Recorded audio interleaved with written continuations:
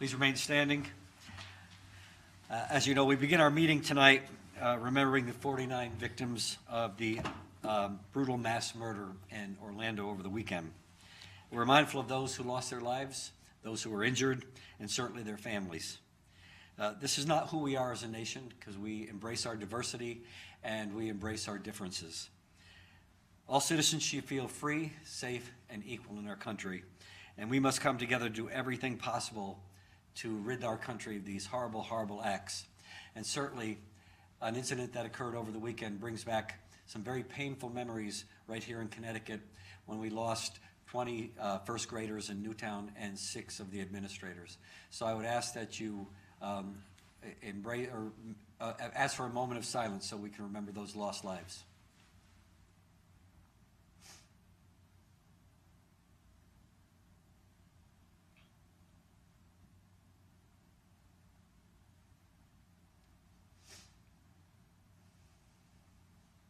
Thank you.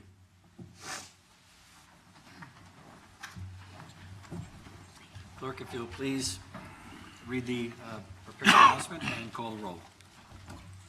Please be advised this meeting is being taped for video and audio broadcast.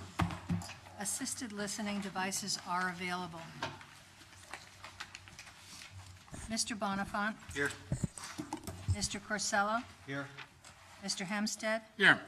Mr. Kimmel. Here. Mr. Sacchinelli. Here. Ms. Melendez. Here. Mr. Sarasas. Here. Ms. Bowman. Here. Mr. Sims. Present. Mr. Kuypes. Here. Ms. Maggio. Mr. De Palma. Ms. O'Toole-Giandirko. It's been a while. Mr. Igneri. Here. Mr. Livingston. Here. 13 present. 13 present. We have a quorum. First item on the agenda, acceptance of the minutes of the regular meeting of May 24th, 2016. Mr. Sims. Any corrections, deletions, additions? Seeing none, all in favor of approval of the minutes as written? Aye. Opposed? Abstentions? Carried unanimously. Next item on the agenda is public participation. There is nobody that has signed to speak. Is there anybody in the audience that wishes to address the council? Seeing none, I will close the public participation session. There are no resignations, appointments, or reappointments on the agenda this evening. Under the mayor's remarks, in furthering what from our moment of silence, Thursday evening, June 16th at 7 p.m., there will be an interfaith vigil for the Orlando victims. It'll be held outdoors in front of the concert hall. It is sponsored by all members of the public are invited. It's sponsored by the Interfaith Council members of Fairfield County and the Triangle Community Center. We had a nice vigil the other evening at St. Paul's on the Green.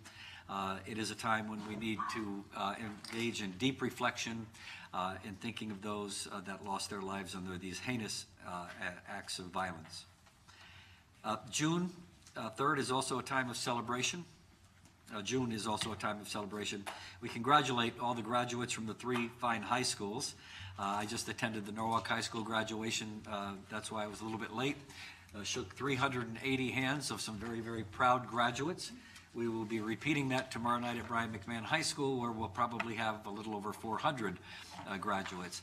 And, you know, I always remark that Norwalk has really an amazing public school system. And all anybody has to do is look at some of the colleges that our young people graduating from the 3 high schools are being accepted to. You'll see UCLA, Yale, Harvard, Brandeis, Brown. The list goes on and on and on, and it makes you very proud when you see that list of names and when you see the young people, what they've engaged in while they were in the high school years, some of the wonderful community involvement that they were engaged in. So we're in really good shape. Congratulations to all the students. Also, last night, I believe, because time goes by so quickly, I ran from middle school graduation to middle school graduation. I did all 4 middle school graduations and congratulated those graduating from the 8th grade into the 9th grade and going on into their high school years. So congratulations to those and to the parents for helping them and to the wonderful teachers that we have. You know, the parents help the young people take their first steps physically. The teachers help them take their first steps academically. And it was a wonderful partnership in helping our young people develop to their fullest potential. Also, today is Flag Day. Especially in light of what happened in Orlando, we should be flying the flag proudly, and always remember that we are the land of the free because of the brave. So thank you all for your attention. Council President, Mr. Kimmel. Thank you, Mr. Mayor. Under council business, you will hear tonight that there's a resolution called Promotion of Safe Practices in Areas Where Residential and Industrial Neighborhoods Meet. You will hear when the consent calendar is read that resolution will be tabled for 2 weeks, and we will consider it on our next council meeting. Corporation councils raise a number of interesting legal issues that we still have to investigate before we put the resolution forward. So we figured we would wait 2 more weeks, and then we will consider it on the council floor. So if anyone expects us to vote on that tonight, I'm sorry, we will be putting it off for 2 weeks. And we'll have a nice debate at that time. Also, I'd like to point out, it's on consent, so it won't be part of our discussion, that tax collector has reported as of last Thursday, we've won over 99% of our collection this year. That's over $300 million. It's not pocket change, it's very important. Going over, I remember many years we were between 97 and 98%. And the last few years we've been over 99, and that's really an achievement. Next month is the tax sale, which we do every other year. Originally, we put 169 properties up. As of now, as of last Thursday, there are 59 properties left on the list, and we've taken in more than $2 million. So that's moving along fine. One last point: at the next council meeting, the second council meeting in June, we will be voting on the charter revision, the wording for the 4 questions that were recommended by the Charter Revision Commission.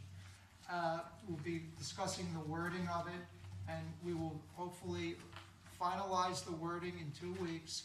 Once that is done, those 4 questions go, I believe, if I remember correctly, to the city clerk's office, who will discuss with the Corporation Council the wording of the questions to ensure that they are consistent with the wording of the charter. That somehow escapes me, but I'm certain it's important. When they're done their job, everything will move over to the town clerk's office, and the ballots will be prepared for the November election. So the procedure I'd like to follow in 2 weeks, we will put the 4 questions as worded by the commission on the agenda, and we will make motions to either accept, amend, change, whatever we want. But we will use the 4 questions that they presented us as the basis for the discussion, and we'll go one way or the other, if that's acceptable. If there are any questions regarding procedure, please go through Mario Coppola's office, talk to Diane Belch-Jacobson or Barbara Tischer, or call me, and we'll try to work any kind of remaining questions out. This has been an interesting procedure. We have an interesting process. It takes months, and we're getting close to the end, and hopefully the voters will they'll come to some reasonable conclusions in November on which way they want to go. Okay, that's it for me. The consent calendar of this meeting will be read by Mr. Sarasis. Thank you, Chair. I did forget to tell the mayor that the Hello Summer concert series with the Norwalk Library begins this Thursday and will continue for the next 5 weeks. This week it's on Thursday, next week on Wednesday, and it keeps rotating. Thank you for the reminder. I appreciate that. Well, I forgot, my fault. 7-2A, Land Use and Building Management Committee. Approve Norwalk Facilities Construction Commission, NFCC, to act as the Norwalk School Building Committee for West Rocks Middle School exterior windows and door replacement project.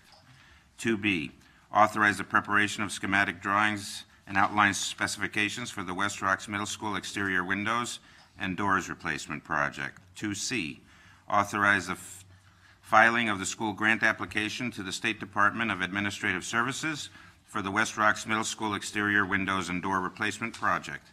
3A, authorize purchasing agent to issue a purchase order to Connecticut Business System for smart boards for the Nathan Hale Middle School and Norwalk Early Childhood Development Center, NECC, in an amount not to exceed $30,813. Account is noted.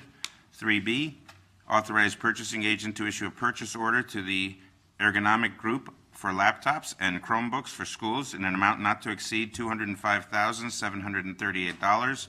Account noted. 3C, authorize purchasing agent to issue a purchase order to Apple Inc. for iPads for the NHMS TTO program in an amount not to exceed $3,790. Account noted.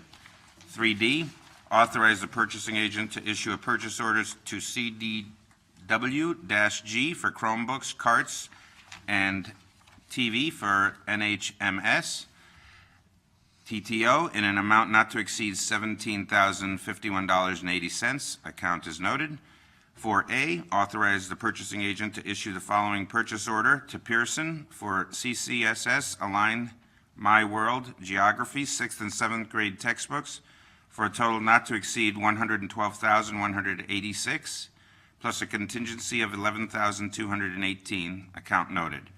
Authorize the purchasing agent to issue the following purchase order to TCI for CCSS Aligned GA Regions and People 6th and 7th grade supplemental materials for a total not to exceed $17,400 plus a contingency of $1,740. Account noted. 4C, authorize the purchasing agent to issue the following purchase order to McGraw-Hill Education for CCSS Aligned DOP U.S. History Early Years 8th grade textbooks for a total not to exceed $55,699 plus a contingency of $5,569.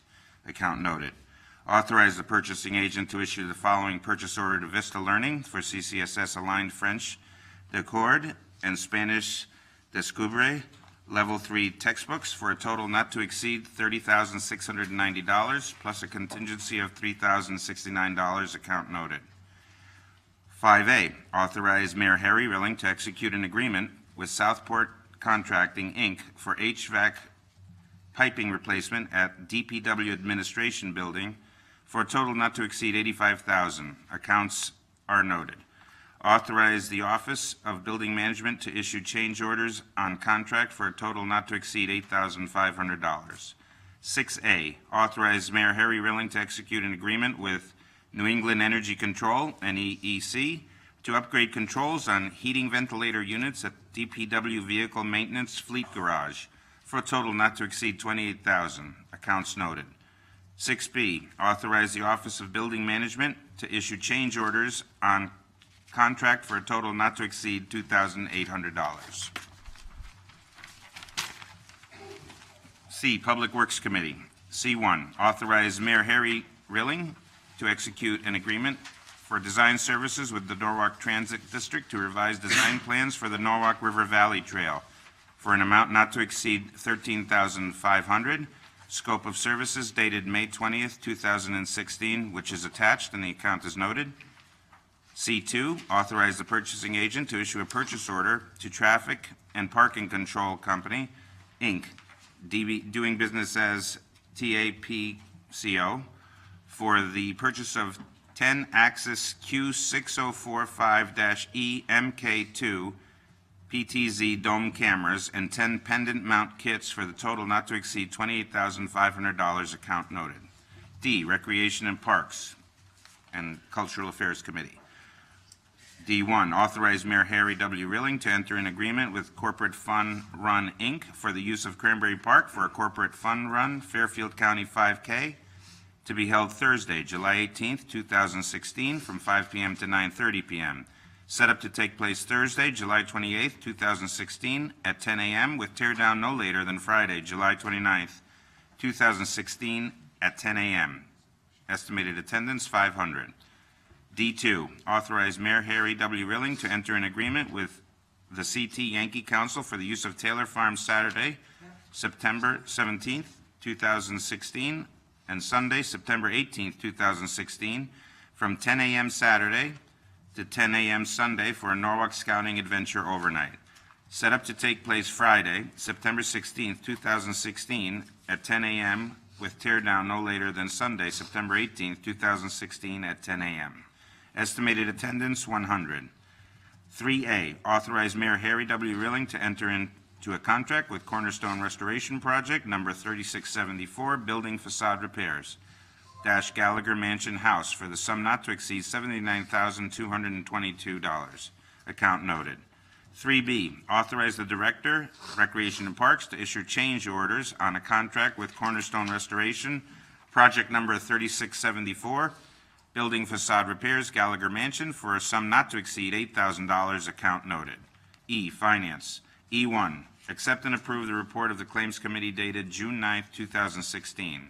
E2, for informational purposes only, narrative on tax collection dated June 9th, 2016. E3, for informational purposes only, monthly tax collectors report dated May 31, 2016.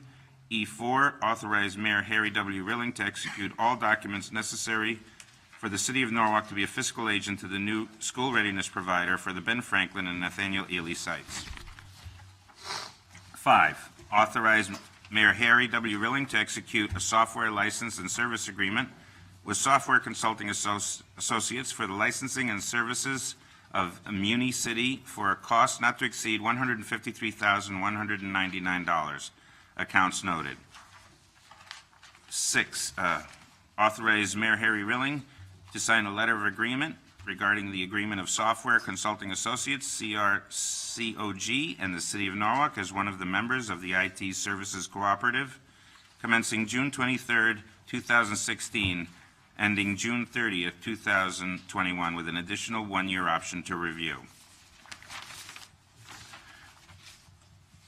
E7, authorize Mayor Harry W. Rilling to submit an application to the State of Connecticut Department of Emergency Services and Public Protection for grant funds for Emergency Management Performance Grant, which is approximately $37,000. E8, close out the following capital project: Health Department Security System Replacement with an available balance of $6,400. Account noted. E9, resolution to approve capital appropriation in the amount of $6,400 to fund HVAC repairs at the Health Department building. Account noted.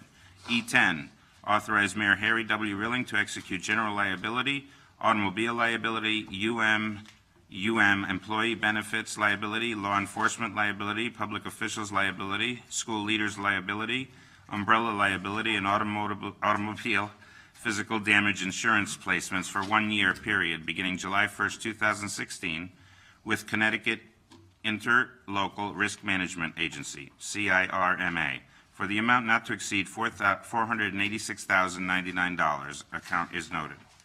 And that's for the fiscal year 2016-2017. E11, authorize Mayor Harry W. Rilling to execute commercial property and boiler and machinery insurance placements for the fiscal year 2016 to 17 with A.J. Gallagher for the amount not to exceed $475,000. Accounts noted. E12, authorize Mayor Harry W. Rilling to execute excess workers' compensation insurance placements for the fiscal year 2016-17 with H.D. Seger, Inc. for an amount not to exceed $147,175. Accounts noted,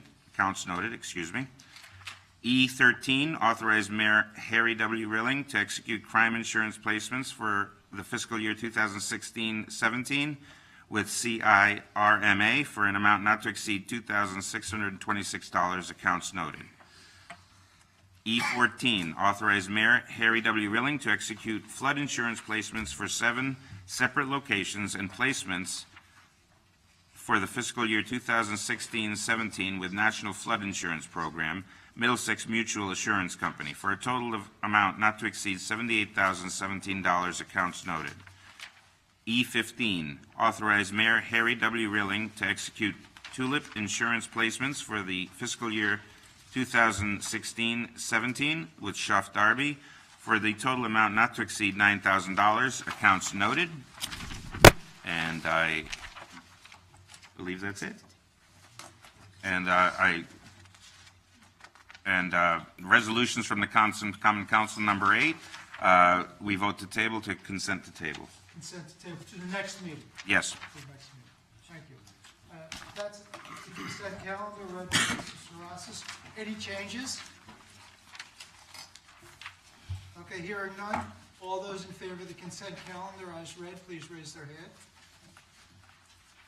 Okay. The consent calendar passes unanimously. For anyone not familiar with our procedures, if an item was on the consent calendar, it means we're done with it for the evening, that it is passed, that it is going through to the next step, either being tabled to the next meeting or to implementation. Mr. Sims, at the next council meeting, you will be reading consent calendar, okay? That's it for me. Mr. Mayor, you have the floor.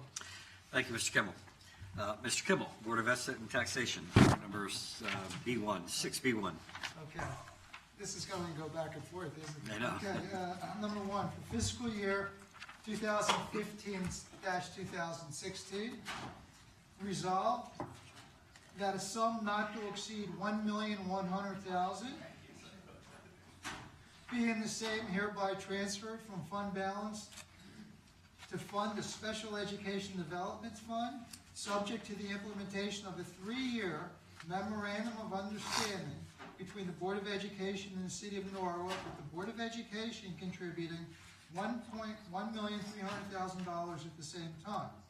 And the 3rd-year funding to be mutually agreed upon based on analysis by the City and the Board of Education after review of the respective financials. I'd like to move that item, and it's an important item, and I normally would speak to the item I move, but I want to cede my time to the mayor on this issue. Thank you, Mr. Kimball. As you all know and have been reading, there has been a lot of discussion back and forth about the special ed program in the City of Norwalk and the problems that were inherent therein.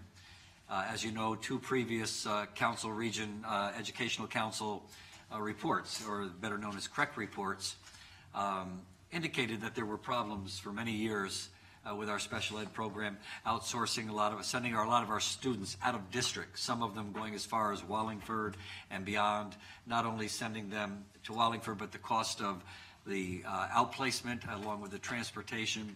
It was extremely, extremely expensive. The 3rd CREC report that was just issued, I believe it was either October or November of 2015, highlighted the fact that the previous CREC reports were pretty much ignored. And in fact, the special ed program in the City of Norwalk was even worse than it had been. Working with the Board of Education, I'm happy to say that the Board of Education and the City of Norwalk have developed a wonderful working relationship. We have Mr. Burnett here, the chairman of the Board of Estimate and Taxation. Mr. Hamilton is here from the Board of Education. But we've developed a relationship of mutual trust and understanding and trying to work through these things and making sure that we do what we have to do to invest in our children and to give them a world-class education. This will do that in the special education program, investing the $2.4 million in the first 2 years with an additional $1.2 million in the 3rd year. That's a long-term investment that will eventually save us between $8 and $10 million and perhaps even more. So it took a lot of back and forth, a lot of understanding, a lot of financial analysis by both Mr. Hamilton and Mr. Barron, the city finance director, who both worked through a lot of different things and making sure that we were going to do what is right for our children. So I'm very, very pleased to say that we are getting this done. I fully support it. I believe, in speaking to members of the council, there is unanimity, I believe, in the support of this resolution, and I want to thank the Board of Estimate and Taxation for really the hard work and making sure that we have skin in the game, as well as the city, as well as the Board of Education having skin in the game. And we're confident that the newest and latest CREC report will be adhered to and will improve our special education program in the City of Norwalk. And again, thank you to the Board of Education as well. Mr. Kimball, thank you. Okay, I'll speak. I moved the item. Okay, I can take the floor. I've been called on, so I'll speak to it. I want to say something. sometimes we hear, funding schools is not so simple. It's very complicated and expensive. And I think we all agree intellectually that no municipality will ever be better than its school system. And I think sometimes, occasionally, we lose sight of that. And we focus on all of the redevelopment projects in town, what's happening, how the city is growing, and we're very, very pleased. But we can never lose sight of that fundamental fact that the quality of our schools will be the cornerstone that will either make or break Norwalk in the long run. And we are moving in the right direction. We are in the process right now of completing probably one of the more complicated and lengthy budget cycles that we've had in many years. And starting with the operating budget, and the Board of Ed and the city came to an agreement. And after some help from the Board of Estimate and Taxation, I think it's fair to say that the Board of Ed's budget request has been fully funded. When it came to the capital budget, we recognized, first of all, the city made a commitment to do everything we can to fund the long-range facilities program of the Board of Ed so that our schools, the facilities themselves, are in second to none in the state when all is said and done. So we've put words to that, but we've also in our capital budget funded the request that they require to get that long-term transformation accomplished. There was a bit of a modification because both the Board of Ed and the city agreed that there were some asbestos mitigation issues we also wanted to address. But I think just as with the operating budget, so same can be said for the capital budget, that the city and the Board of Ed were moving in tandem, moving into the future, working together, and everybody was happy. Now we have the most complex of all of the issues, a problem that many cities across the country have not been able to resolve. That is the plight of special education. It's very expensive.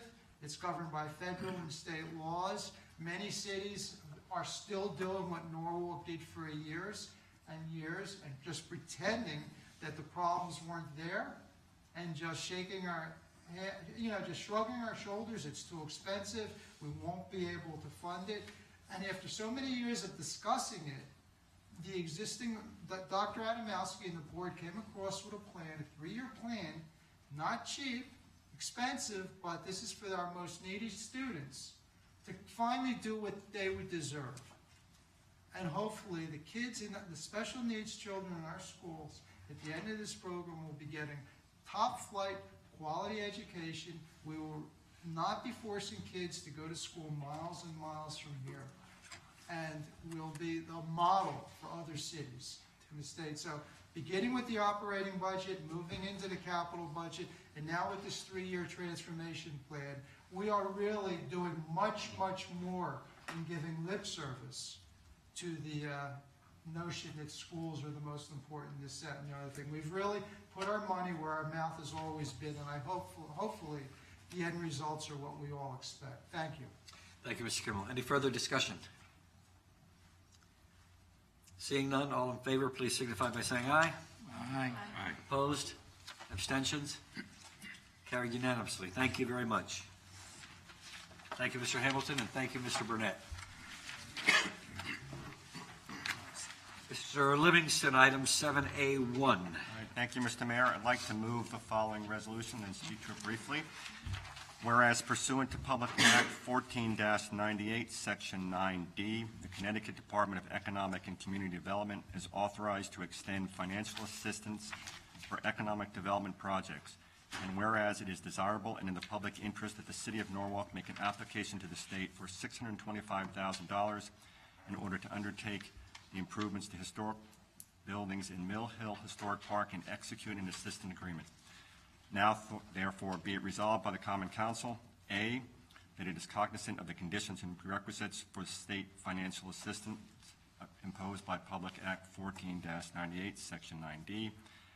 B, that the filing of an application for state financial assistance by City of Norwalk in an amount not to exceed $625,000 is hereby approved, and that Mayor Harry W. Rilling is directed to execute and file such application with the Connecticut Department of Economic and Community Development provide such additional information, to execute such other documents as may be required, to execute an assistance agreement with the State of Connecticut for state financial assistance if such agreement is offered, to execute any amendments, decisions, and revisions thereto, and to act as the authorized representative of the City of Norwalk.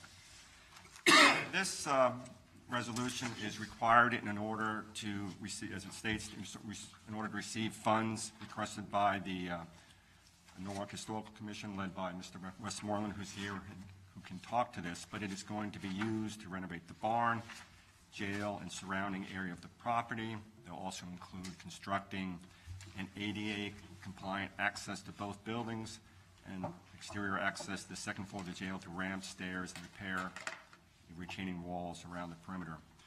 You know, we did something, or I should say Mr. Westmoreland, the Historical Commission did something similar, and we voted on a couple months ago, and I have to commend him and the commission for all the hard work. This is, you know, as we know, it's getting harder and harder to get money from the state, and it's going to get harder in the future, and I strongly endorse this project. Thank you, Mr. Livingston. Any further discussion or questions? Mr. Bonifant. Thank you, Mr. Mayor. And I do agree with you, Mr. Livingston, about it's an important project, and a lot of work goes through this.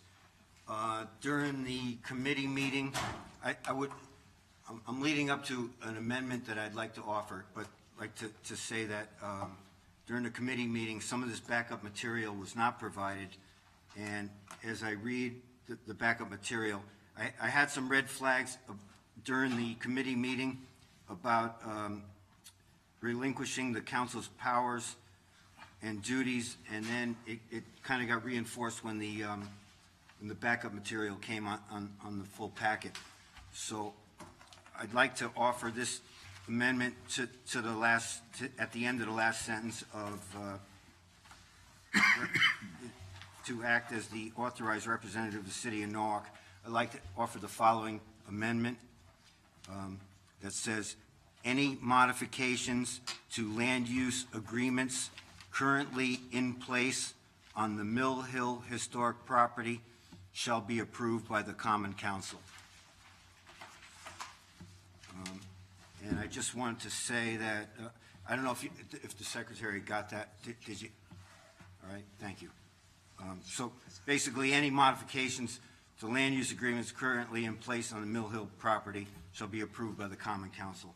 And that, in the actual motion there, it's authorizing the mayor to make all decisions, revisions, and it's taken the council out of it. And in the backup material that we were just provided, it also says under the negative pledge that the applicant, who will now be the mayor, agrees to not sell, lease, transfer, assign, or in any way encumber, otherwise dispose of the applicant's property located at 2 East Wall Street in whole or part without obtaining the written consent of the commissioner, meaning that was the Commissioner of Economic Development.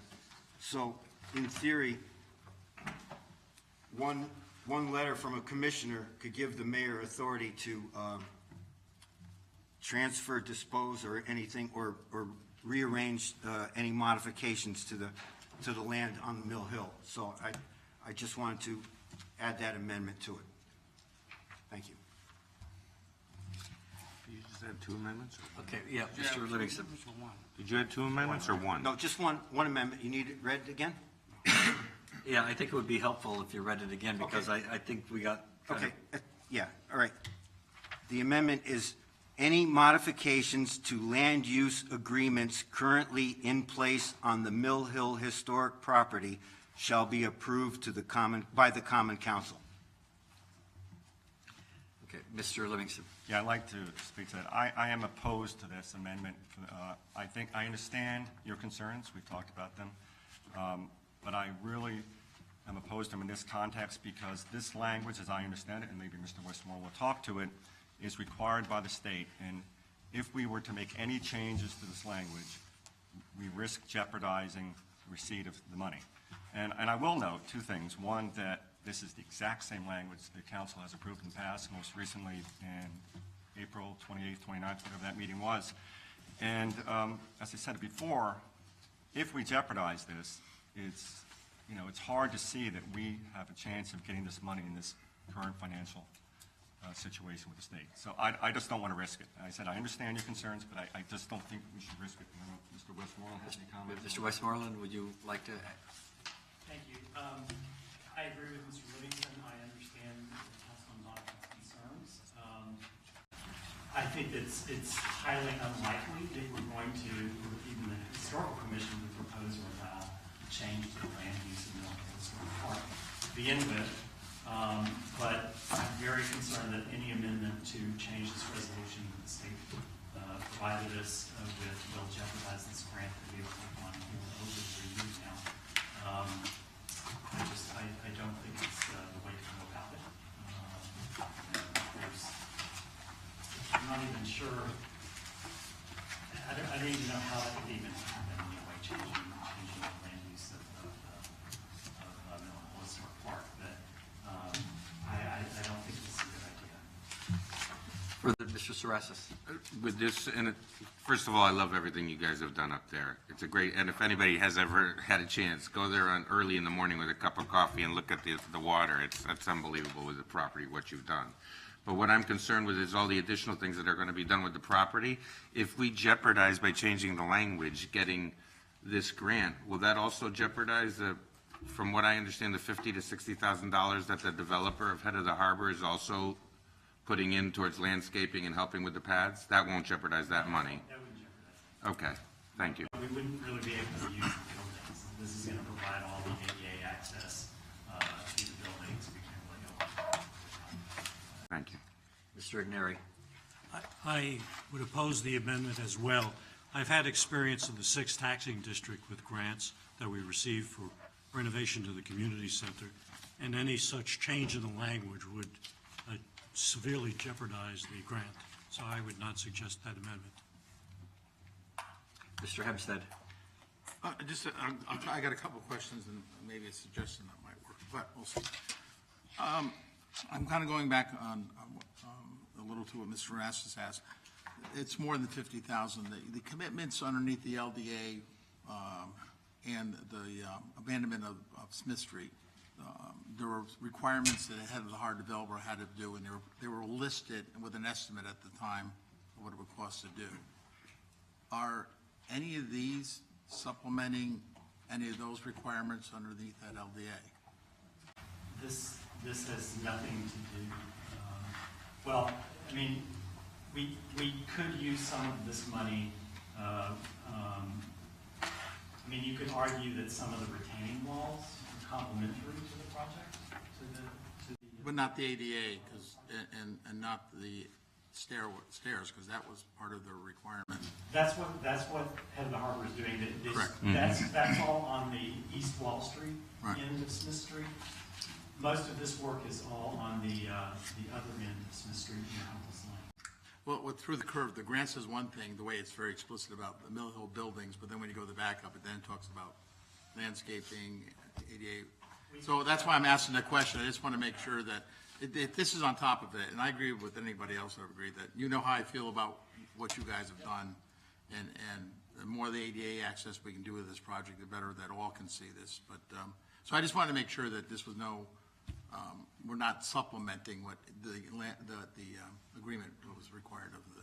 No, we tried to write some wording to be ran as flexible as possible, so we have to be flexible with, you know, what we can do with it as a current distance. And I think that's where, and I'm not trying to put words in his mouth, Mr. Bonifant's mouth. Thanks.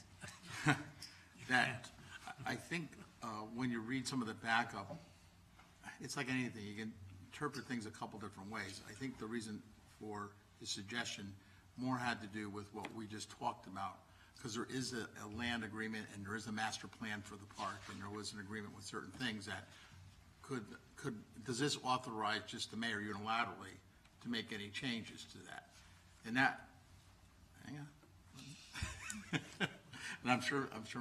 So it's not, it was a question of just making sure that we weren't not knowingly authorizing the mayor to unilaterally change either conditions of the LDA, which I don't think they can, because I think it has to go through about 4 agencies. I get it. I'm just saying. But if that was offered outside the resolution, in other words, the resolution passes and it could be, instead of, this is all underneath resolution 1, could it be, well, we already have a 2, could it be like a 7, it's just part of it, the language itself? Basically, what this says, if anything major comes back that, you know, the plan was to do 3 buildings and suddenly the money's gone for some other reason, the wall fell down when they went to work on it or something. But, you know, I think that was the worry. Am I correct, Mr. Bonifant? I don't know. Yeah, that was part of it. That's part of it. Well, okay, never mind. I interpret. I'll go through the chair. Mr. Capello?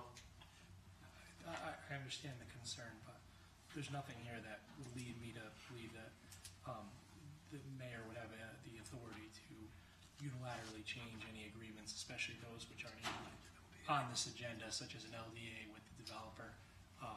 So I understand the concern, but again, I don't see any language here. I know we discussed it shortly before the meeting that would lead to that issue. And quite frankly, you know, we do take a conservative approach in the law department where if we're going to change an agreement in any way, shape, or form, we want to bring it back to the council. There's no reason why we would put ourselves out, quite frankly, to have something done without your approval. It just, there's no benefit to us, and we're always going to take the conservative approach in that regard. And I know the mayor would as well. Further discussion? Well, now we're voting on the amendment.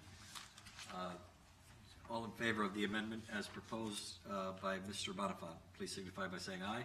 Aye. All opposed? Abstentions? Okay, the motion to amend fails. Now we're back to the original amendment, original item, 7A1 and 7A1. All in favor of moving the item forward, signify by saying aye. Aye. Opposed? Abstentions? Unanimous. Ms. Bowman?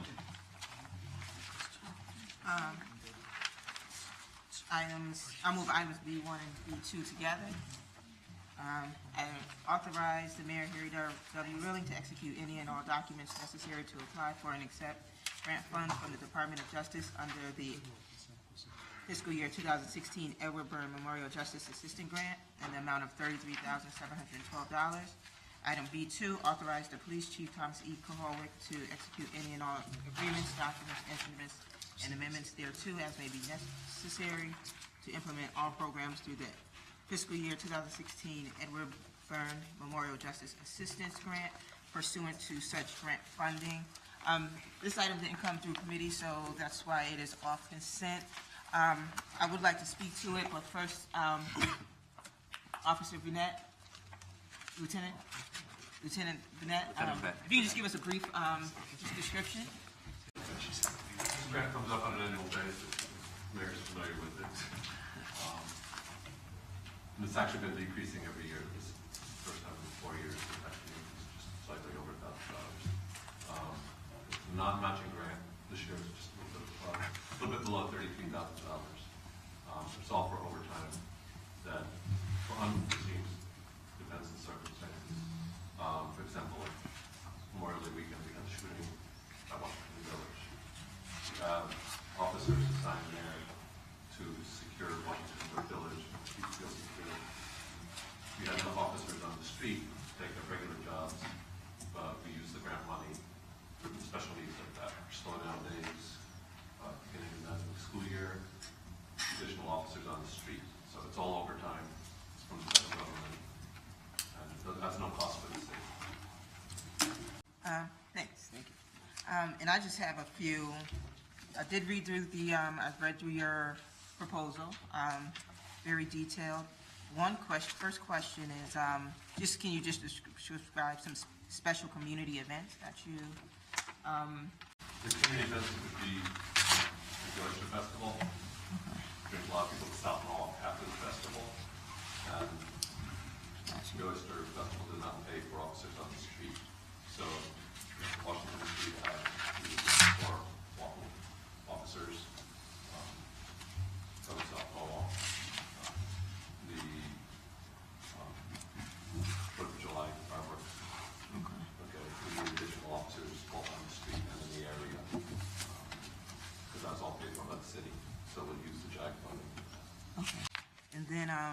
I just have some suggestions of places that I think, it could be used, and it also fits into your categories that I did see you have. Foot patrols, like not only on special events, but just on, weekends, foot patrol officers, those officers with extra hours getting out there to know, learning and getting to know their residents. And then, as we're talking about, these cease and desist orders, I know we've talked about different staffing situations, but however, I've heard from a couple of department heads that, when there's a noise violation, the police have an obligation there too to come out and check the noise decibel levels. So, and since we are having issues with that, maybe that is an extra, or something that, this extra funding can go towards. And then also, when we find that businesses are impeding on property that is not theirs, I think that's technically a crime if you're on someone else's property. That may not be another place that it can be used. And then, me, I'm always asking for programming and education, not that you all haven't been doing that, I see it's been picking up, but programming, educational opportunities. So those are just some ideas, I just wanted to put them out there. And I think they fall into your categories that you have. General policing would fall into that, so I'll recommend that to the deputy chief. Okay. Second, because she makes the final decision about that, but I won't send her an email. Okay, awesome. Any further discussion? Seeing none, all in favor? Aye. Opposed? Abstention? So carried. Mr. Igneri? Make a motion to adjourn. All in favor? All in favor?